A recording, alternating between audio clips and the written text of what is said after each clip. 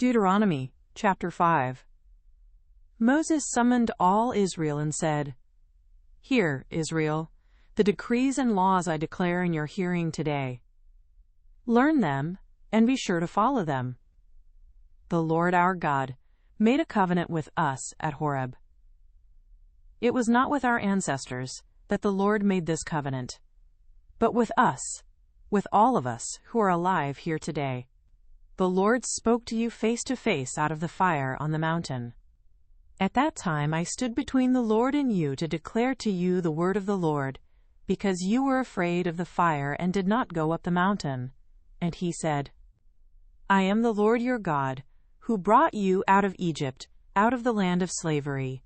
You shall have no other gods before me. You shall not make for yourself an image in the form of anything in heaven above, or on the earth beneath, or in the waters below. You shall not bow down to them or worship them, for I, the Lord your God, am a jealous God, punishing the children for the sin of the parents, to the third and fourth generation of those who hate me, but showing love to 1,000 generations of those who love me and keep my commandments. You shall not misuse the name of the Lord your God, for the Lord will not hold anyone guiltless who misuses his name.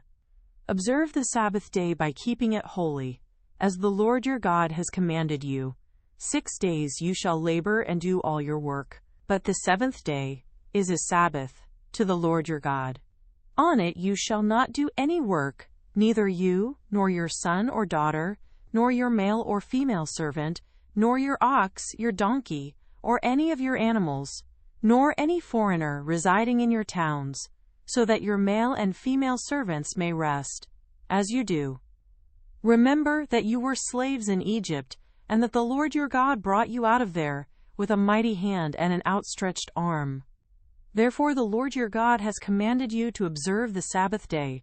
Honor your father and your mother, as the Lord your God has commanded you, so that you may live long, and that it may go well with you in the land the Lord your God is giving you.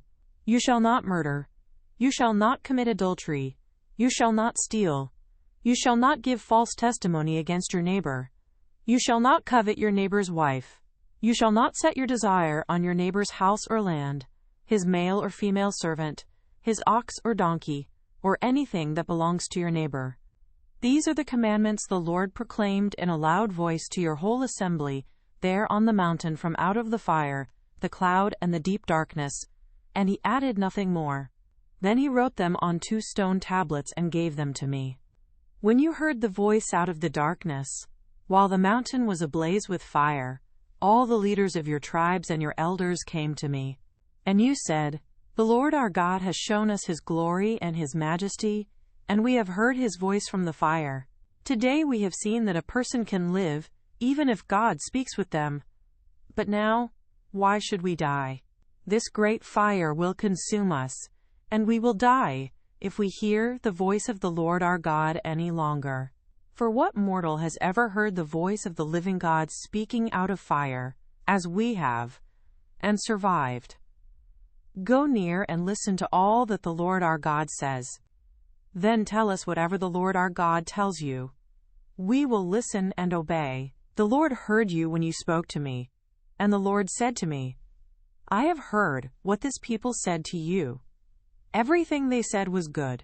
Oh, that their hearts would be inclined to fear me and keep all my commands always, so that it might go well with them and their children forever. Go, tell them to return to their tents, but you stay here with me, so that I may give you all the commands, decrees, and laws you are to teach them to follow in the land I am giving them to possess.